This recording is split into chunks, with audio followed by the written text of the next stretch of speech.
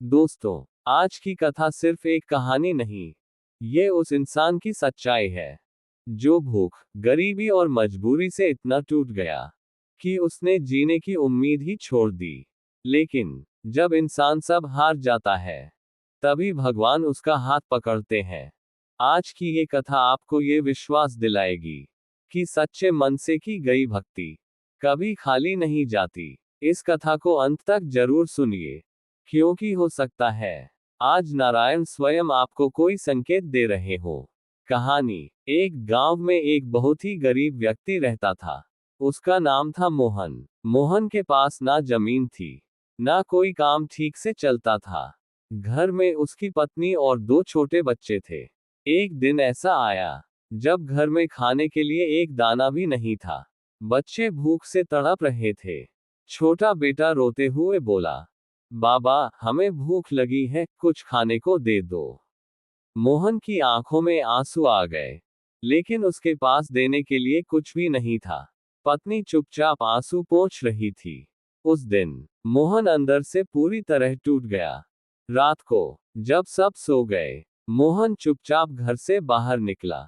उसके मन में सिर्फ एक ही विचार था, अब इस जीवन का कोई मतलब नहीं। वो जंगल की ओर चल पड़ा, जहां वो अपनी जिंदगी खत्म करने का सोच रहा था।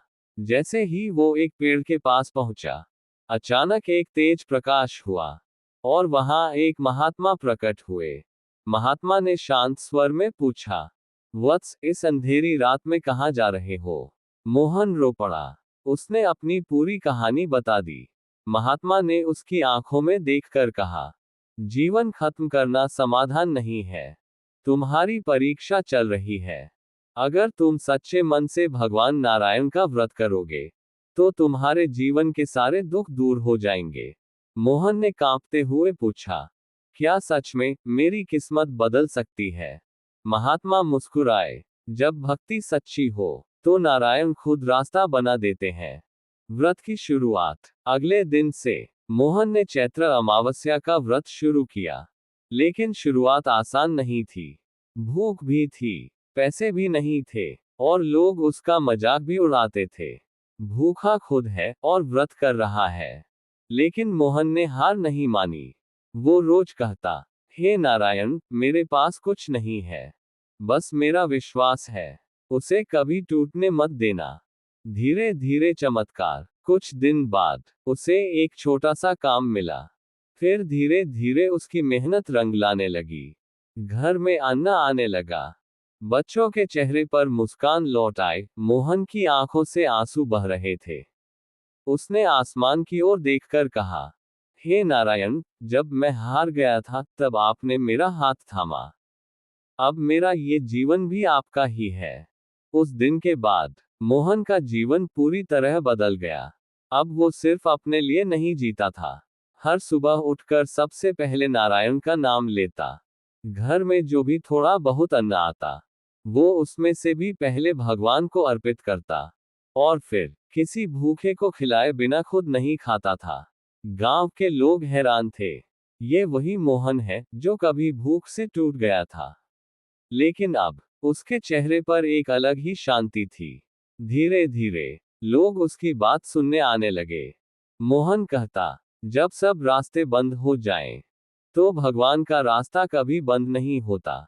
मैंने अपनी जिंदगी में सब खो दिया था, लेकिन जब नारायण को पाया, तो लगा जैसे सब कुछ मिल गया। उसकी बातें लोगों के दिल को छू जाती। कई लोग उसके कहने पर व्रत करने लगे, और उनके जीवन में भी बदलाव आने लगा। मोहन अब गरीब नहीं था, वो अब नारायण का सच्चा भक्त बन चुका था। उसने अपने जीवन की हर सांस, हर पल नारायण को समर्पित कर दिया।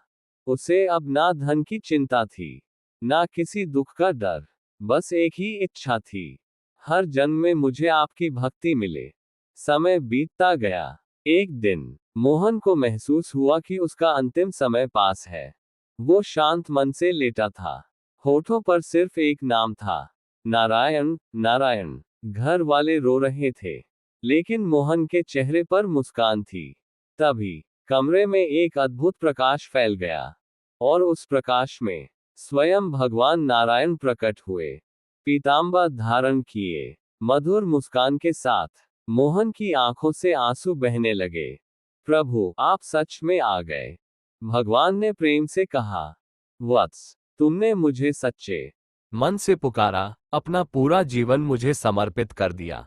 मैं तुम्हें लेने स्वयं आया हूँ। मोहन ने हाथ जोड़कर कहा, प्रभु, अब मुझे और कुछ नहीं चाहिए, बस आपके चरणों में स्थान मिल जाए। भगवान मुस्कुराए, और जैसे ही उन्होंने मोहन का हाथ थामा, उसकी आत्मा उनके साथ चल पड़ी। अंतिम संदेश। उस दिन के बाद गांव के लोग कहते, मोहन गरीब नहीं था, वो तो सबसे अमीर था, क्योंकि उसके पास नारायण की भक्ति थी। कथा की सीख। दोस्तों, सच्ची भक्ति कभी व्यर्थ नहीं जाती। जब इंसान सब कुछ छोड़कर भगवान को पकड़ लेता है, तो भगवान उसे कभी गिरने नहीं देते। और जब भक्ति सच्ची हो, तो अंत समय में भगवान स्वयं अपने भक्त को लेने आते हैं।